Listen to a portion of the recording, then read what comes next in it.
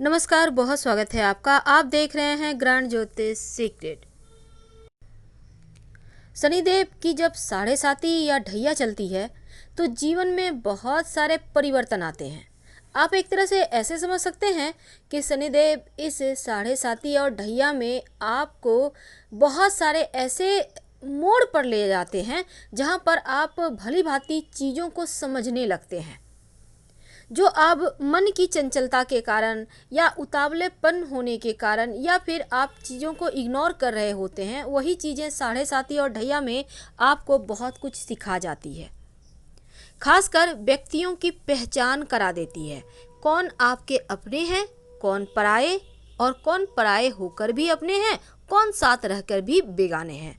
तो इस शनिदेव की साढ़े साती में ऐसा नहीं है कि बहुत गड़बड़ होता है, बहुत खराब होता है, अच्छी चीज़ें भी होती हैं, क्योंकि राजयोग भी चलता है साथ साथ। ऐसा नहीं है कि शनि की साढ़े साती ढैया चल रही है तो बहुत खराब समय है, ऐसा नहीं होता। हाँ, शुरुआत के जो समय है वो थोड़ा सा गड़बड़ होते हैं, लेकिन उतरते हुआ जो वक्त होता है वो अगर आप सही तरीके से आपकी कुंडली में काम कर जाएं, गोचर में काम कर जाए, या आप मेहनत कर लें, तो यही साढ़े साती आपके लिए राजयोग का कारक बन जाता है। यानी राजयोग जीवन में हो जाता है, पैदा हो जाता है, राजयोग का फल मिलता है। तो 29 अप्रैल 2022 तक शनिदेव मकर राशि में रहेंगे। अब यहाँ तक जो धनु वाले हैं उनकी साढ़े साती चल रही है, जो मकर वाले हैं उनके छाती पे चलेगी, और जो कुंभ वाले हैं उनके प्रथम चरण है, तो यकीनन माथे पे है।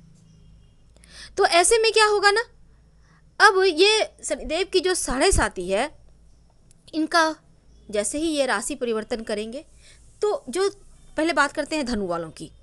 देखिए, आपके जीवन में जो परेशानियां हैं, साढ़े साती में क्या होता है ना, रिश्तों की समस्या।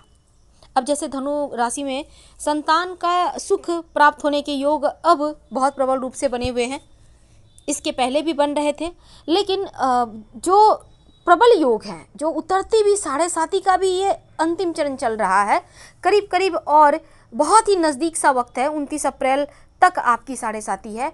तो यकीनन यहाँ पर आपको बहुत सारी चीज़ें देके जाएंगे। एक तो नौकरी व्यापार आपका सेटल हो जाएगा, संतान का सुख देंगे, अगर आप अविवाहित हैं तो आपके रिश्ते होंगे, अपना मकान, भूमि, भवन, प्रॉपर्टी चाहते हैं तो वो भी देके जाएंगे। लेकिन आपको थोड़ा मेहनत तो करना होगा। बैठे बिठाए शनिदेव कुछ नहीं देते, क्योंकि ये कम फलदाता है। लेकिन अभी तक नुकसान क्या हुआ आपको? सबसे पहला नुकसान तो आपके नौकरी रोजगार में हुआ, रही सही कसर इस कोरोना वायरस ने निकाल दिया। अब दूसरा नुकसान ये हुआ कि आपके जीवन में जो इस समय माता पिता के स्वास्थ्य पे कष्ट हुआ। धनु वाले जितने भी लड़के लड़कियां हैं, पुरुष स्त्री हैं, आपने देखा होगा आपके माता पिता को कष्ट, वैवाहिक जीवन में टेंशन, जीवन साथी के स्वास्थ्य में समस्या, और रिश्तों की समस्या, बेवजह जो दूरियां हैं खासकर रिश्तों में। तो ये चीज़ें तो उनकी एक सहज ही प्रवृत्ति है जो वो तो देंगे ही। इसको संभालना और लेकर आगे बढ़ना, ये आपको आना है। और ये अब बहुत खूबसूरत सा वक्त आ रहा है, तो इसका फ़ायदा भी आपको उठाना है, क्योंकि अब यहाँ राजयोग शुरू हो रहा है। तो यकीनन गुरु भी मेहरबान है, आपके राशि के स्वामी है, तो समय का फ़ायदा आपको उठाना है। समय बहुत बलवान है और इस समय का फ़ायदा उठाएं। रोज़ शाम में ओम संग शनिश्चराय नमः कम से कम 5 बार, 11 बार, 21 बार श्रद्धा अनुसार जप करें। बात करते हैं मकर राशि की। इनके तो लग्न में बैठे हैं, अब छाती पर बैठकर, छाती पे ही चल रहा है इनका साढ़े साती, अब छाती पर बैठकर कोई मूंग दले तो क्या होगा। भले ही आपके राशि के स्वामी हैं, भले ही आपके, जैसे मान लेते हैं आपके घर के मालिक हैं, हमेशा आपके सर पे सवार रहेंगे तो फिर दिक्कतें आएंगी ना। बिल्कुल ऐसा ही कुछ हो रहा है, एकदम से टेंशन में जी रहे हैं मकर वाले, मानसिक तनाव ज़्यादा है, खुशियाँ कहीं खो गई है। एक पल में कुछ खुशियाँ आती है, दूसरे ही पल पता ही नहीं चलता कहाँ खो गई, कहाँ चली गई। ये चीज़ें इनको परेशान करके रखा है। ऊपर से घर परिवार में टेंशन, अब रिश्तों की समस्या ज़्यादा हो रही है, तो पारिवारिक जीवन की उलझनें बढ़ी हुई है। संतान के करियर को लेकर परेशानी आ रही है, खुद भी इनका करियर सेटल नहीं हो पा रहा है। अब छाती पे है तो थोड़ा बेहतर वक्त आने के लिए आपको थोड़ा सा इंतज़ार करना है। जब तक कि ये 29 अप्रैल 2022 नहीं आ जाता तब तक थोड़ा कष्ट है, लेकिन इसके बाद धीरे धीरे वो चीज़ें कम होने लगेंगी जो आपको पीड़ाएं दे रही है, जो तकलीफ दे रही है, जो दुख दे रहा है, जो आपके रिश्तों को दूर कर रहा है, आपके अपनों में फूट डाल रहा है। माता पिता से संपर्क बनाए रखें। वैसे तो धन की कमी नहीं होगी, लेकिन फिर भी संभल के। इस समय जहाँ तक संभव हो उधार देने लेने से बचें, क्योंकि इस समय दिया हुआ पैसा वापस नहीं आएगा, डूब सकता है, इसलिए थोड़ा संभल के। दूसरी बात, रोज शाम के समय या तो पीपल के नीचे दिया जलाएं सरसों के तेल का, या अपने घर के मुख्य दरवाजे के बाहर जलाएं, या फिर ओम शनिश्चराय नमः का जप 5 बार, 11 बार, 21 बार रोज शाम में करें। कहीं भी कर सकते हैं आप, अपने ऑफिस में, व्यापार स्थल पर, घर में, कहीं भी। सिंपल सा प्रयोग है। आपके ऊपर जो छाती पर 7.5 चल रही है, इसका प्रभाव बहुत हद तक कम होता हुआ नजर आएगा। अब बात करते हैं कुंभ राशि की। इनका तो 7.5 शुरू हुआ है, और अब जो इनका 7.5 है, अभी पहला चरण चल रहा है। पहला चरण 12वें स्थान पे बैठे हुए हैं शनिदेव विदेश भाव में, तो यहाँ ये खर्चों का भी भाव है, खर्च होगा।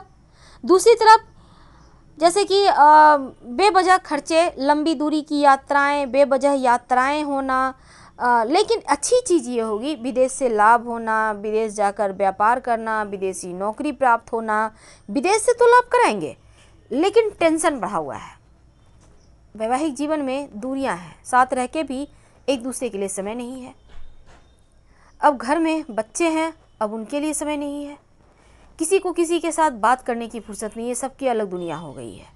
थोड़ा सा माता पिता के स्वास्थ्य को कष्ट, थोड़ा सा माता पिता से दूरियां, अगर उनका स्वास्थ्य भी अच्छा रहे तो दूरियां हैं बच्चों से, माता पिता की किसी भी कारणवश हो सकती है, या तो आप उनसे किसी कारणवश दूर हैं, या फिर घर में अलगाव ना हो जाए, फूट ना हो जाए।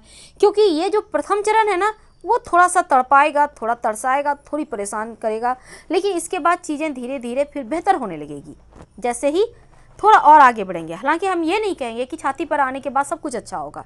हाँ, आपके धन भाव में आएंगे, यहाँ पर आपके चूँकि अभी मकर राशि में है, तो आपके लग्न में आ जाएंगे जब 29 अप्रैल 2022 को। इसके बाद जब धन भाव में आएंगे, उतरती भी 7.5, तब यहाँ से आपकी लाइफ एक बार फिर से बेहतर होगी। लेकिन अभी भी ऐसा नहीं है कि जैसे ऐसा बिल्कुल भी नहीं है कि 12 साल के 12 महीना है तो वो गलत ही जाएगा, क्योंकि 50-50 चल रहा है आपकी लाइफ में। यानी अगर मेहनत करते हैं तो आ जाएगा, अगर लापरवाही करते हैं तो चला जाएगा। किसी पर भी आंखें बंद कर भरोसा ना करें, और किसी भी काम में लापरवाही ना करें, इस बात का ध्यान रखना है। गांठें बंद करके रख लें, और जितना ज़्यादा हो ओम शनिश्चराय नमः का जप करें शाम के वक्त। धन्यवाद।